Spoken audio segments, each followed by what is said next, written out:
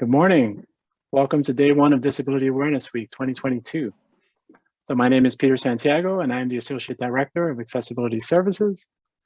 We're the office on campus that supports students with disabilities. Captioning will be on for this entire session and a transcript can be downloaded for review after the session is over. I'm joining you today from land that was stolen and rightfully belongs to the Lenape people. It is my sincere hope that there is a way that as a society, we can find a way to make amends to the generations of indigenous peoples that have been forcibly removed from these lands and worse. This year, we've chosen to celebrate the whole person and the myriad of intersecting identities that are often overlooked in people with disabilities. We have panels, talks, and a screening scheduled, all presented by KCC faculty, staff, and students, as well as an off-campus featured speaker. Our hope is that this week's events will help to shape your perspective towards a strengths-based and holistic understanding of the identities of people with disabilities. Our first event is hosted by our very own Sue Carpenter from the Education Department here at KCC. So Sue, please take it away. Thanks so much, Peter, and thank you for all your work with the Accessibility Office, and particularly this week, Disability Awareness Week. And it's delightful and a privilege to be the first presentation of the week. I'm going to first introduce my colleague, Kerry Edwards-Hawthorne, who's in the UK, and my colleague and friend, Margot Cole, an alumni at Kingsborough Community College. So I'm going to share my screen and hopefully the PowerPoint presentation will come up, and there it is. Okay, can everybody see that? Not yet. Not yet. Okay, thank you. Back we go. Not yet. Not yet. Okay. All right, share screen. There we go. Share. And now it's sharing. Good. Okay. Yes. All right. You can see it now? Yep. Yes. Very good. Yes. All right. See. So welcome, and particularly welcome to EDC 2300 students who are the Music and Movement in Education class that I ordinarily teach at this time on a Monday, and I'm relying on you to help when we get to join in ourselves at the end. So the presentation is called Making Waves, Connecting Through Music and Inclusive Intergenerational Music Outreach. So I have been working with my colleague and friend, Kerry Edwards-Hawthorne in the UK for over a year now, hence the Atlantic Ocean waves there. And we've also been making waves in terms of challenging the status quo in the UK. And Kerry is based at the Shealing College. It's a special education college in rural southern England. So we all know and love our campus here in Brooklyn, and the photograph on the right is in the Art in Education workshop in the V building with students from the Art in Education class, together with students with developmental disabilities who were at the high school that is next to Kingsborough. So they were integrated into our classes, as are the Melissa Riggio Higher Education Program students. They are students with intellectual disabilities who audit classes at Kingsborough. They ordinarily audit 2 classes per semester and then also do their own self-advocacy classes as well. So it is my privilege and pleasure to integrate students from the Melissa Riggio program at Kingsborough. They enrich the classroom. I cannot emphasize it more. They enhance and enrich the classroom for everybody. They're enthusiastic. They are so eager to learn and really just bring vitality to our classes at Kingsborough. So that's where I am. And now in the UK, the situation is a little different. And I'm going to ask Kerry now to tell you about the Sheeling College and why she got involved. Hello, thank you, Sue. So yes, we are independent special needs set up in 2012 when the legislation in the UK changed, entitling all those with learning difficulties to an education up to the age of 25. But instead of that being provided on mainstream universities, specialist colleges were set up, and this is where ours came into being. We'd run a 3-year course preparing young people for adulthood, and the hope is that they will have a degree of independence when they leave us. Here's the next click. Great, thank you. And just to clarify, learning difficulties in the UK is the same term that's used as intellectual disabilities. Here in the US, learning difficulties normally refer to students perhaps with dyslexia or dyspraxia, but in the UK it's different terminology. So just to clarify that. Okay, next. Oh, here we go. Sorry, more information to come up there. It's just a little bit about my class. So I just have 6 students, 4 of them are residential, 2 of them are day students, so they commute to college every day. There's myself, the teacher, 2 teaching assistants, and then we have 4 support workers from the residential house. So it's 1-to-1 plus the teacher. So it's quite labour intensive. So I've skipped a few slides here, Kerry. So perhaps you would tell everybody a little bit about why you were involved in this project and what happened during the pandemic. So I started as a mainstream primary school teacher. I'm not quite sure what the terminology is in the USA. Elementary school teacher.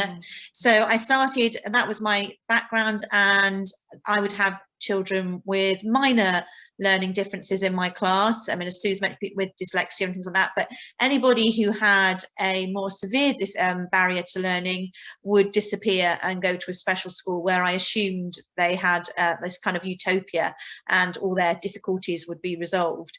I ended up teaching in special needs college quite by accident. I went initially as a supply teacher. And I had my whole idea of special education completely turned on its head.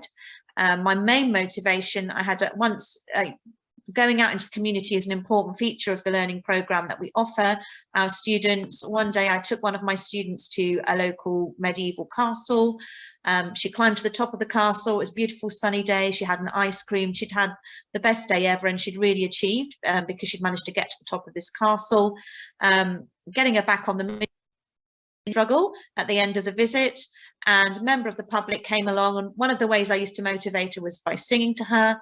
And as I was singing to her, this member of the public came and joined in, so which I thought was great. But once this young lady had actually made it onto the bus, the member of the public turned to me and said, "Isn't it a shame?" And at that point, my heart sank because I realised that this enormous achievement that Alice, my student, had was just not recognised by this lady. All this lady saw was a different life. She didn't see the worth of it. She didn't see, she was kind, she meant well, but she didn't see the value or appreciate that student's achievement. And that got me thinking about why that was.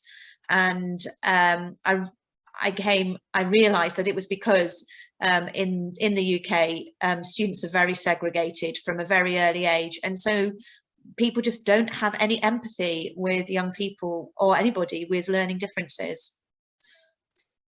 So yes, and just to add to that, in the UK, no universities have programs such as the Melissa Riggio Higher Education Program. So Kerry and I met while I was on sabbatical in the UK, and we brainstormed how we could somehow bring our students together through this virtual means of Zoom.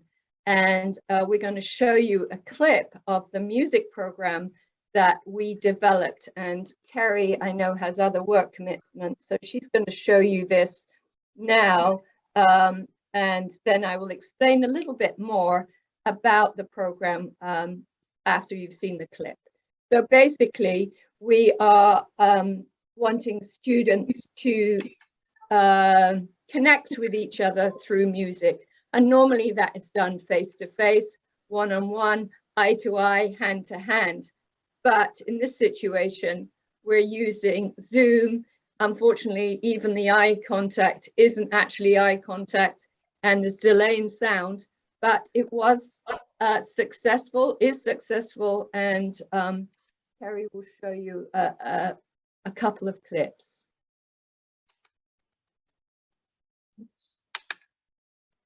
Make sure your sound is shared also. Actually, we're not going to have the sound. We're going to talk about this. Oh, so as you can see, oops, disappeared. Can you see that now? Yes, yep. Outreach session, yes. So here we are, very reflexive. I'm on the screen there, and students in Kerry's class are singing and dancing with us via the Zoom link.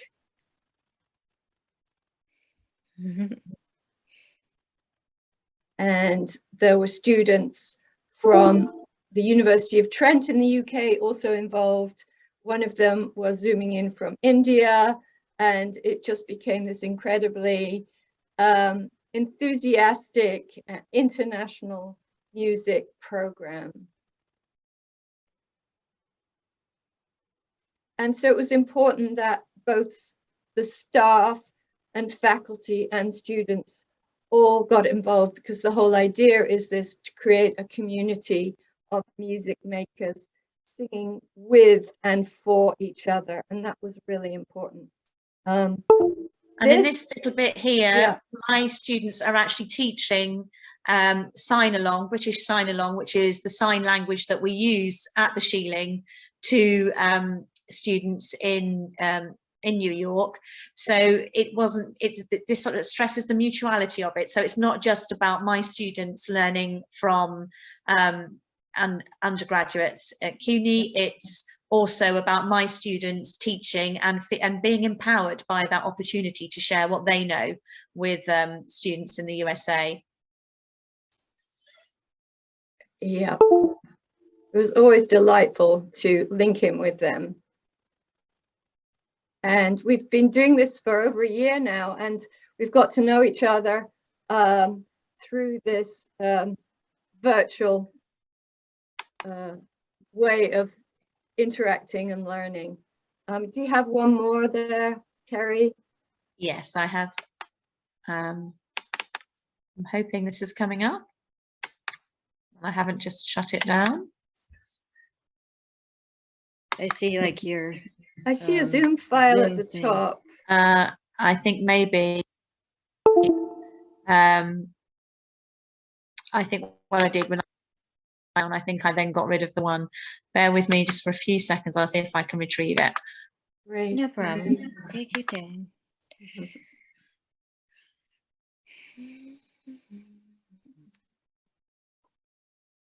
we go. I should be able to... In the clip, one of Kerry's students is saying, I really like the action songs. It's hard to hear her, but she is so enthusiastic, and it's a good example of the students' involvement in the project. It's just taking a while to... That's okay. That's okay. Here's my class. Here we go.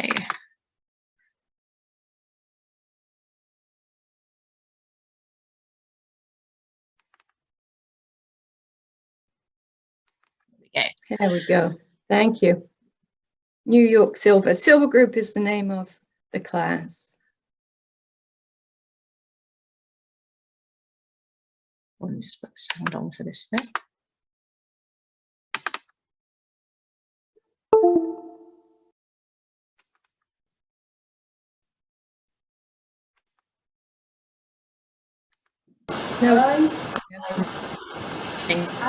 Excellent songs.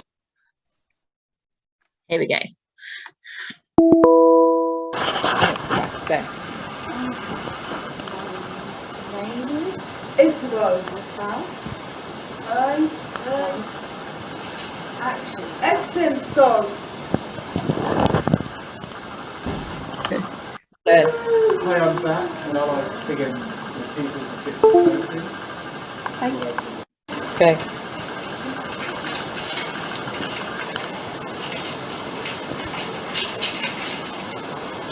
My name's Imogen. I love music. My name's Lorna. I'm a teaching assistant, and I enjoy the students listening to the song. Great, thanks, Alright. Kerry. Okay, so if you unshare the screen, so Yeah. that then I can go back.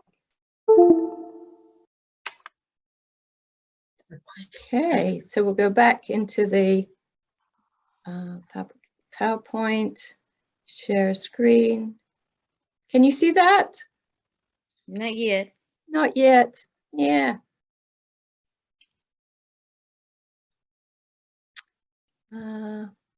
We don't see it yet. Okay, thanks, Brandon.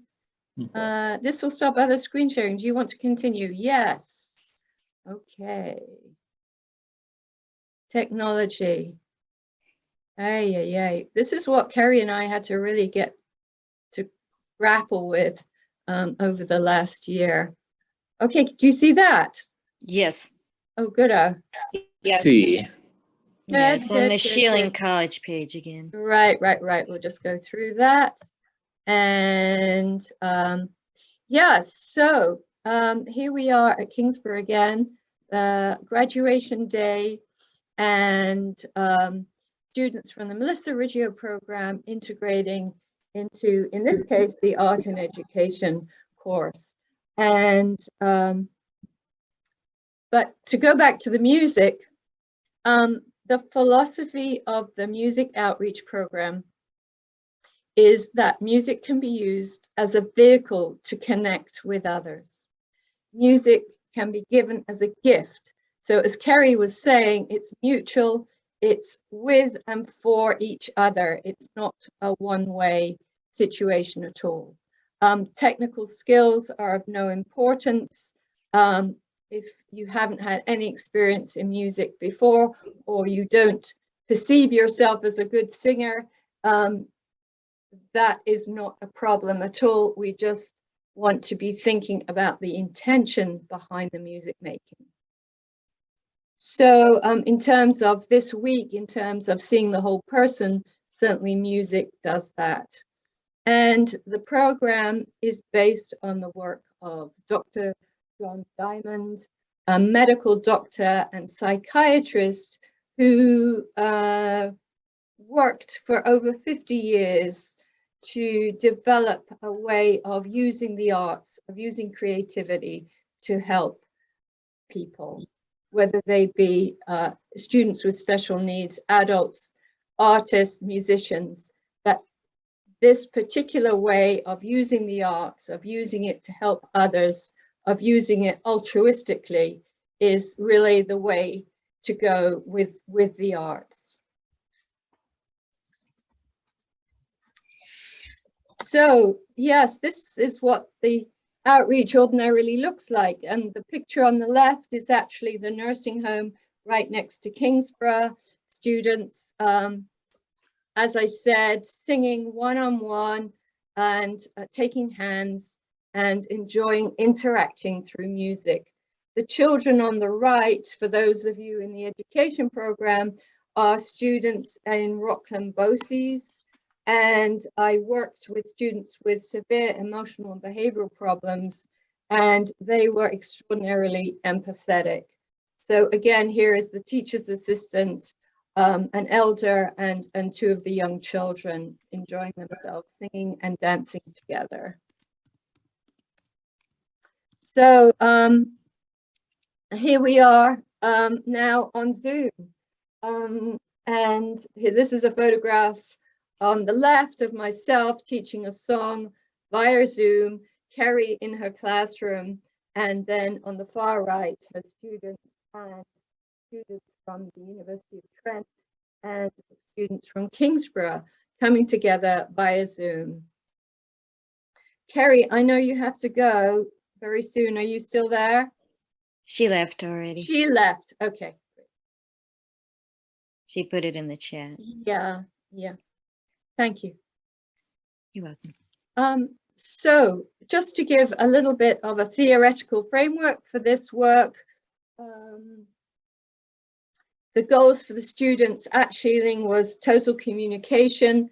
For Kingsborough students to gain confidence and understanding of an inclusive online model. And I was hoping that students would then go into the teaching profession and have this experience and be able to develop their own inclusive programs, whether online or in person. And so again, the social outcomes are important for both groups. It's mutually beneficial. So we are changing the mindset that students with disabilities are somehow not able to contribute. Absolutely. These students, often who were nonverbal, contributed as well as benefited from it. And the arts, music and the arts are great leveling the playing field. Everybody is coming at their own level and contributing. And I just went backwards. So here we are again. And just to emphasize, the intention is the most important element. And Dr. Diamond wrote in one of his many books, what matters the pitch when the song is love? What matters the pitch? As in, it doesn't matter if your technique or your voice supposedly isn't as good as you think it should be, although basically our philosophy is that everybody can sing and can contribute. And Beethoven there, from the heart to the heart. And Beethoven was disabled himself. He was deaf. Right. Thank you. So yes, here we are again, students at Shealing College who were pre-verbal, signing and contributing to the learning environment. So students with varying abilities and disabilities in the UK, India and in Brooklyn were connecting through music. And Margot, who you see live, but also in the shot here on the screen, maybe you'd like to say something about your experience of singing with the group. Absolutely. So I came to Sue's class to present on the films that I make. I'm an independent filmmaker, and then Sue let me know about this wonderful outreach that she was doing, so I joined in on it. I never received any kind of voice training for my singing. Every time I attempted to sing, I was sort of told to stand in a certain way because of my disability that actually made the singing really difficult. So I never really had that space to kind of just, do what my body really wanted to do and really just belt it out. And this outreach gave me the opportunity to do that and build friendships with these wonderful students all over the world who actually genuinely enjoyed singing with me and getting to know me remotely like this. They were so sweet. These students actually sang me happy birthday when I had my birthday in February. And I learned about the UK's culture. I learned about India culture. I learned some songs in other languages because Sue's students are also, a lot of them were immigrants or, they kind of live in multicultural households. So I learned a lot. Like I was fascinated by the fact that some of the songs that Sue was singing, they were very similar to songs I learned when I was much younger in school, but the words were slightly different because the culture in the UK is different. So the wording is different. different, and I did not expect that. So it's just been a beautiful experience for me as a disabled person that never really had the opportunity to work with anybody with an intellectual disability. I'm only really working with physical disability with my films, although I had always wanted to work with intellectual disability. This is really my first forte into it, and I see that these are all beautiful people, and I learned just as much from them as they learned from me. And I love learning about the signs, because when we sign our names, it's the first letter of our name plus some essential part of ourselves. So mine was like the film sign, which is like this, because I'm a filmmaker. So like you're showing the whole person, because you're not focusing on their disability when you say their name, you're focusing on some essential part of them. And I just love that. It was great having you there, Margot. And I think the fact that you came regularly and we met regularly, you know, we developed these relationships, and that was really special. So thank you. I loved every minute of it, and gaining new friends this way. I really did. Okay. So yeah, Margot already mentioned about culturally responsive practice. This was Zi Hong. She shared her love and knowledge of Chinese New Year and sang a song that was especially for the Chinese New Year. So there was all sorts of cultural exchanges happening as well. This is Michael Lettman, who some of you may have met already, and he will my friend. He'll be it's our friend too. Yeah, okay, yes. Great. He'll be presenting tomorrow in 2 panels. Fantastic autistic advocate, and he too joined in with this outreach program and asked really pertinent questions, and again brought such vitality to the events, to the outreaches. And these are some photographs, still photographs, and some quotes from some of the support workers at Sheeling. Because as I mentioned before, it's really important that staff, faculty, students, everybody involved gets involved and is committed to this idea of making music for the benefit of others. So here we are. I quite liked the session and felt happy that music was presented as inclusive. I enjoyed the friendly feeling. All the students appeared to have enjoyed these sessions, especially during the past year, as students have had less opportunity to meet with people outside of their bubble. So even more so than what Kerry was saying, the students were isolated. They only met within their classroom. I enjoyed joining everyone in these sessions and enjoyed singing as a collective. And some of the students who are nonverbal were able to respond through these particular picture communication boards. So here it's before this activity, I felt happy. Now I feel happy.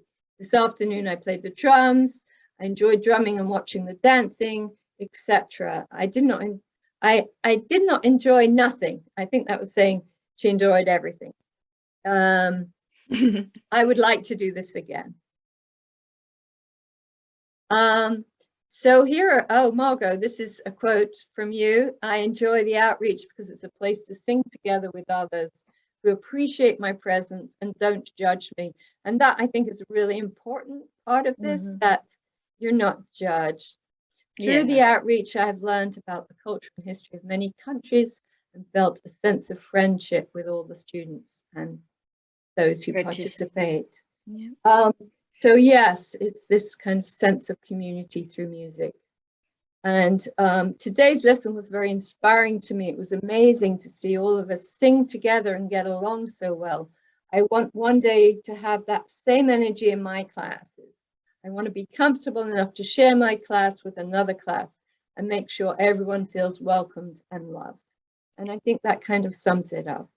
Oh yeah, and one thing I wanted to add with these students, they're signing. And for me, when I see them interacting that way, that is a way of being verbal and communicating in my mind. Because like, obviously I can't really sign too much with them, but I saw that's like a language that I had to learn to communicate with them. So if like you have a nonverbal student that's signing, that's still communication, and you still need to pay attention to that body language, because that's another way of building community, I think. Thanks, Margot. And so I'm just thinking about the future and what students and staff and faculty are thinking, well, could I do this myself? And yes, absolutely.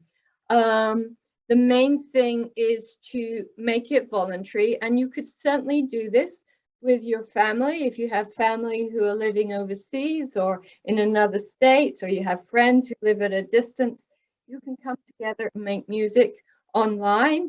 And if you live near somebody, then absolutely you can still have this intention of making music to help others. And it can either be a group, it can be young children with seniors, it can be young children with older children, it can be you singing to your grandma.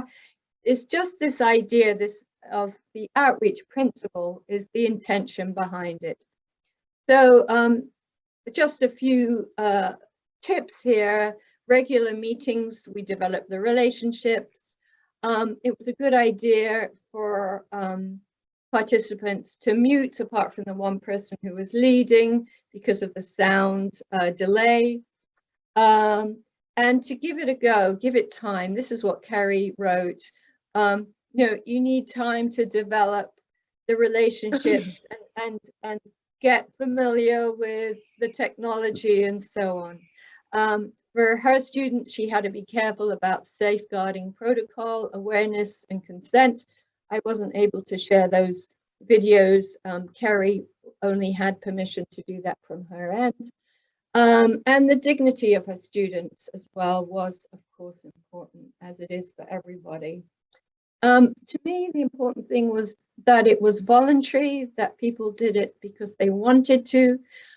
Nobody had to come. And I think that gives it a very different feel. And of course, every group and every person have their own needs and strengths. So it certainly isn't a one size fits all. And if anybody would like to have further information or tips on developing a program themselves, please do contact me. So this is one of the last slides I'm going to show.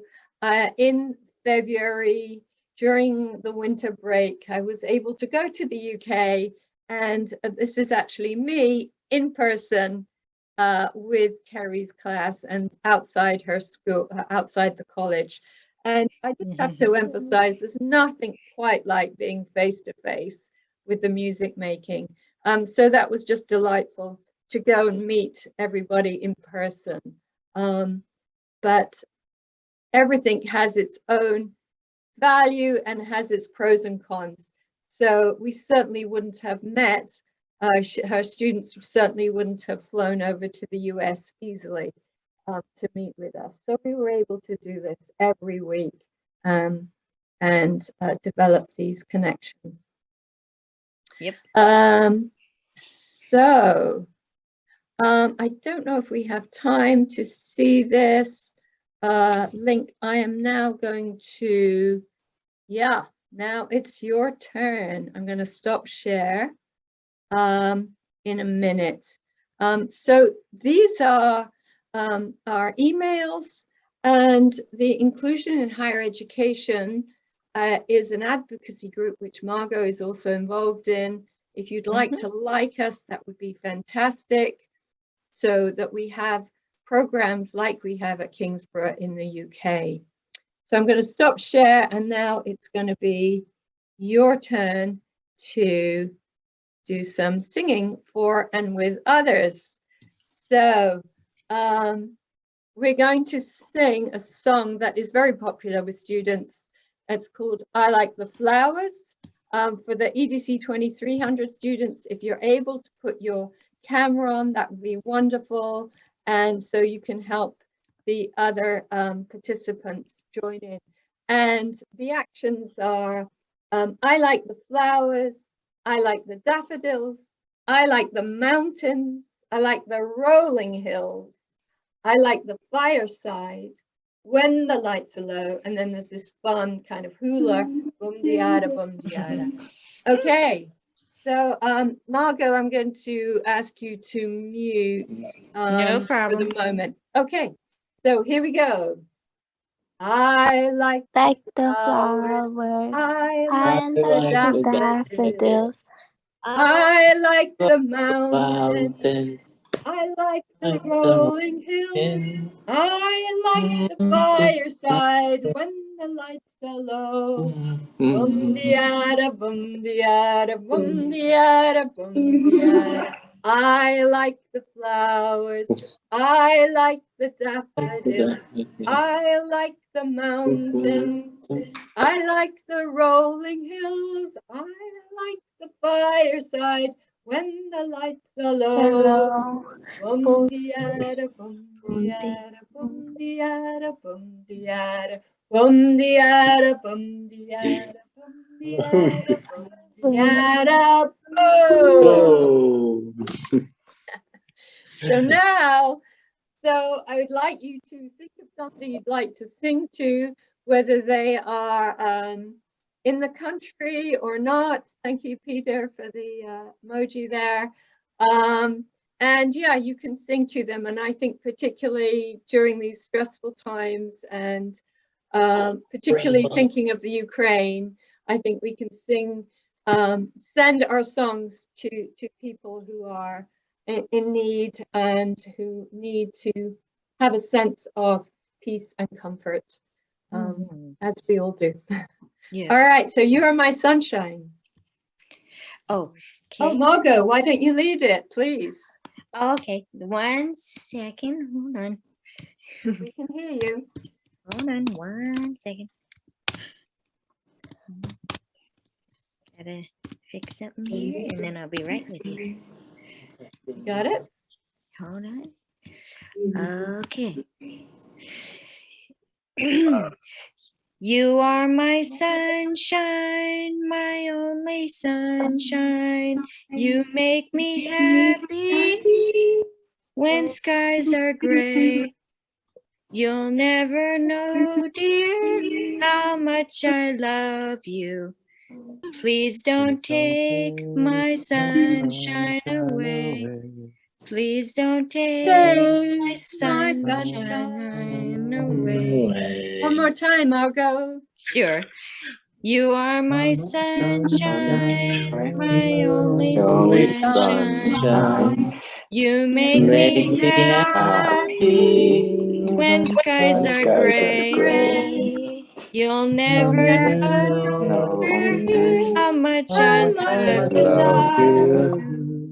Please don't take my sunshine away. Please don't take my sunshine away. Thanks, Margot. You're Great. welcome. That was fun. All right. So thank you, everybody, for coming. And if there are any questions or comments, be happy to answer them, and Margot too. Yeah. Yep.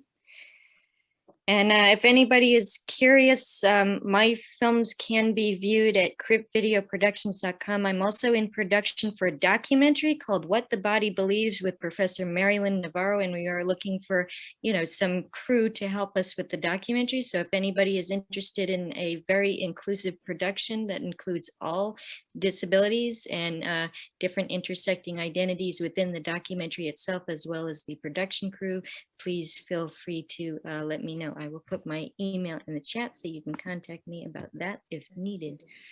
Great. Michael, I'm wondering if you'd like to say something. Michael Garber. Michael's been involved in music outreach for many years too, and trained with Dr. Diamond, and has also been involved in this project with me, and Dr. Garber is also my husband. There's such a power in doing music together with people to help activate. The philosophy that I have is that there's always music inside of us all the time, in our bodies and in our spirit. And so we just need a little reminder from other people to help let it out. And that's what these outreach situations help to do. It's very powerful when face-to-face and live interaction. But these Zoom interactions have also always helped to lift up the spirit of my mood. So I've been very happy to participate in them and to get to know everybody remotely, as Margot pointed out. Thank you. Yeah, there is nothing quite like singing face to face. And we had that opportunity with Margot the other day to sing with her outside, and it's just delightful. But and then they taught it to my mother too, that same song that she taught you. We were all singing on my porch. That was fun. Right, right. So, and as the 2300 students will know, there's nothing quite like singing in V118 as opposed to online. But I think it still has its value, and yeah, it has its purpose. Bruno, it looks like somebody has yes. Hi. Yes. Thank you so much. But no, I just want to say that I was really moved by this because, as some of you already know, and I will be speaking on Wednesday on the philosophy of ableism, but I had a younger brother, 4 years younger than me, who died tragically 5 years ago. And one of his most favorite things was singing, precisely. And he knew all Italian songs, and he sang and danced all the time in a very creative way. So wonderful, beautiful. Right. I'm sorry he passed. And maybe some people might think this is a little esoteric, but I certainly think that one can still sing to people who've passed. That's true. That's true. So Lydia, I saw you had a hand up. Are you there, Lydia? You need to unmute. Well, Lydia posted in the chat that music will always have value. So maybe that's what she was also going to contribute. Okay. Okay. And I just wanted to say thank you for sharing this wonderful program with us. I hope that more people would be willing to sign up for these singing events. I know I enjoyed it today and on Margot's porch the other day. Yes. So thank you. We have another series with Sheelan College in May, and certainly if anybody'd like to join, we'd be delighted to have you join in. Yeah. Lydia is having trouble unmuting. She needs somebody to unmute her, I think. Well, it's not through our Zoom. Perhaps that's on her end. Okay. All right. Any other comments or questions?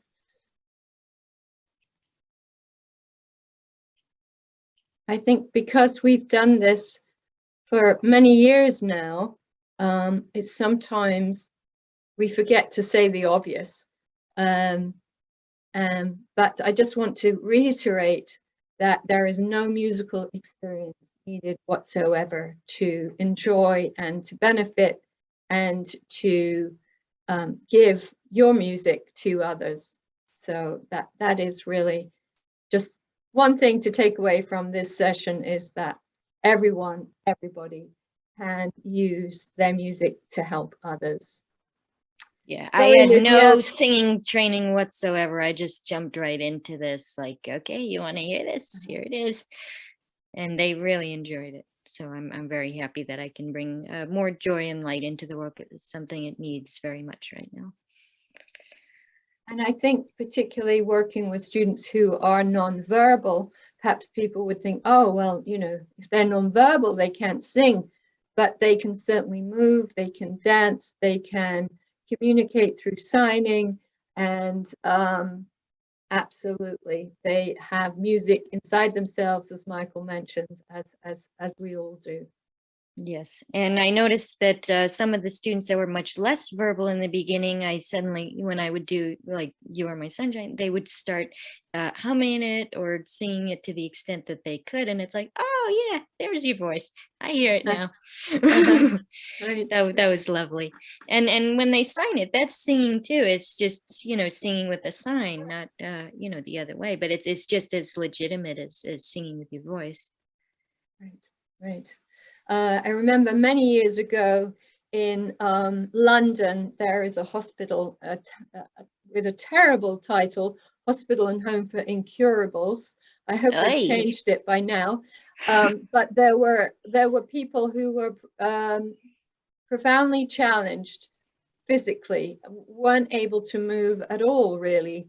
But we realized that they were moving and that they were singing inside. We put their hands on their chests, and they were involved and interacting, and certainly moved by the interaction. So that was really really amazing to see. Yeah, and I remember one of my disabled friends rather recently, like about a month ago, they were having a little bit of an issue with their condition, and they said, even when I can't talk to you, assume I can hear you. And I think that's sort of what Sue is saying. Like we can still perceive what's going on around us, even when other stuff's going on, and don't like cut that connection off. We need it. So a lot of Michael Garber's experience and my own is with doing this kind of outreach face to face with people with dementia. And Michael, would you like to say briefly something about your work that you've done with people with dementia? Anybody who's done music with people with dementia will have these stories that people who cannot talk any longer and who don't seem to have any orientation socially suddenly will come out with perfectly with the lyrics of the song from so they're communicating verbally, which they don't usually do, and secondly, their memory is operant, which usually it isn't or doesn't seem to be. So these stories, everybody has them who does this sort of work. I guess the thing is that I find is how much they, this whole thing about the outreach is that, you know, you'd think that I, as an able-bodied person without dementia coming in to do music with them, would be the one giving the benefit to them. But it isn't so, as they're giving as much, maybe even more to me. Mm-hmm. And I think that the fact that, and hopefully they can feel that they are able to be giving to me through the interaction. And so that will boost their own sense of morale and purpose in life as well. So it's equal. we're both getting this sense that, you know, of the richness and worth of life through this interaction. And, you know, I guess I don't know, that addresses it, I guess. And certainly the work I was doing in Australia for my doctoral thesis, Carol, I see your hand up. I'll get right there. There were students with profound emotional behavioral challenges that I was working with, and they came together with adults with dementia. And so these two groups, who are ordinarily in our societies disempowered and thought, in a sense, quote unquote, useless, were able to give to each other. And the students with the emotional behavioral challenges were extraordinarily empathetic, and the adults with dementia were able to reach these youth that certainly the social workers, counselors, and teachers were not able to do. So through their empathy and through the power of music, there was this incredible connection made. Carol, yes. Good morning, everyone. Sue, that was a wonderful presentation. And it reminds me, this week is the 50th anniversary of Geraldo Rivera's report regarding Willowbrook. And the appalling conditions under which disabled people existed. It reminds me of that, of course, but in the opposite way, that how wonderful and hopeful programs like the one you are conducting is. Those individuals 50 years ago had no stimulation during their day. The situation was such that they were left in rooms. There was no, let's say, there was no thought of the fact that stimulation of such as music and just the physical conditions in and of itself can improve one's life. And so, again, hats off to your program, and it's really inspiring, considering, again, this is a 50-year anniversary, of which I remember being glued to the television set at the time of the report. It was a week-long report, as I recall. So thank you. Yeah. Oh, thank you. And for those of you who don't know, Willowbrook is on the site, or was on the site of the College of Staten Island. It sends shudders up my spine when I go onto that campus. Yeah, so it was an extraordinarily inhumane institution that was revealed and thankfully closed down. But yes, we've come a long way. There are in 50 years. documentaries on Willowbrook if you want to see for yourself. It's really awful stuff. So be mindful that some of those documentaries are graphic, because disabled people were just basically left to die, is what that was. Right. By there, right. Anyway, yes, so we have come on, but as Kerry and I mentioned, there is still much to do. I hear there are similar institutions still in the States, and there is still much to do in terms of disability awareness, and certainly in the UK, that students with intellectual disabilities can contribute to the learning environment. And there is a kind of stigma in the UK about universities being for quote unquote the elite, and we're really trying to change that. So, you know, another 50 years time, let's see where we are. All right, I think we're good, Peter. Anything else anybody'd like to say or? Sue, I don't know if you want to speak about some of the various models, the music outreach model and the arts classes that you lead. I mean, one of the venues that you've been able to do to help create an inclusive society through inclusion in the higher education setting. But there's a lot of other things that you've been telling me about, ways that different institutions are doing it. I don't know if you want to, since you have a little time. Yeah, give me a clue as to what you're thinking. Let's see, there's the one at Trinity where they have the sort of separate venue, separate building and separate courses, but faculty are shared between the two. Right. And there's the ones where, you know, people are engaged in helping with field work, with archaeological digs. Right. I understand what you're speaking of now. Yeah. So Trinity College in Dublin has a program similar to the Melissa Riggio program, and I was able to go over there and do a music program with them. But their courses are quite separate. The faculty at Trinity College work with those students. At Dublin City University, students have internships within the university. But I was thinking more of the different models of the outreach, Michael, in terms of we had seniors from Louisborough Day Center working with very young children at the local Montessori school. I worked at the Lavelle School for the Blind, and we had sighted kindergarten children singing with high school students who were blind. So it's any two groups that you can encourage to come together and make music together. This is the outreach model. Okay. All right. Oh, thank you. Thank you so much for this engaging, interactive, and wonderful presentation on inclusion and bringing groups together and creating that positive energy that human beings tend to create when they're together and interacting with one another. Even online, huh? Yeah, You're welcome. even through Zoom. Would you look at that? Yeah.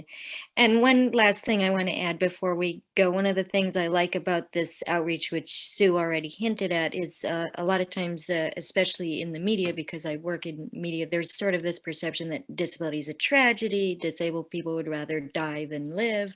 And then you have something like this outreach where it's so joyous and you see that every single person's life has value and contributes to the world, even if people don't think that they do.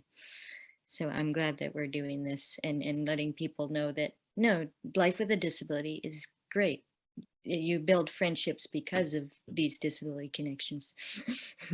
And not that it doesn't have its challenges. It always does. But sometimes those challenges can bring you together because you help each other.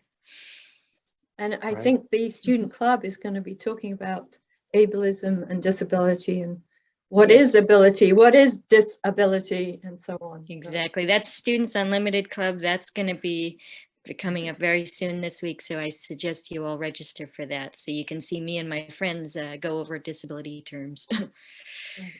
Carol has her hand up again. No? Oh, it's a from mistake. before. Okay. All right.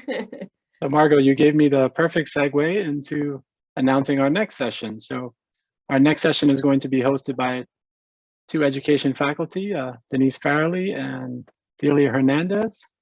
And it's going to be First Impressions, People with Disabilities in Children's Picture Books.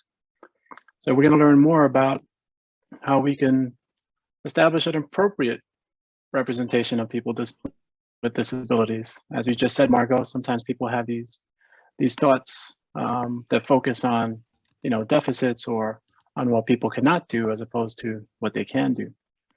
Indeed. So that's going to be coming up at 12:40. And I just posted I'm definitely registering for that. Yeah, for folks to be able to register for that. And then the second link is our full agenda, where you can find the registration link for the Students Unlimited event, which is going to be Wednesday at 4 p.m.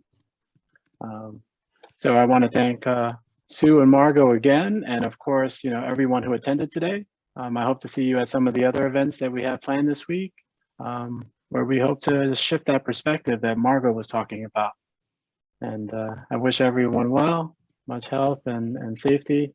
And it was nice to see you all. Nice to see you. Thanks so much, Peter. Bye-bye. Bye-bye, everybody. Bye. Bye. Thanks for coming.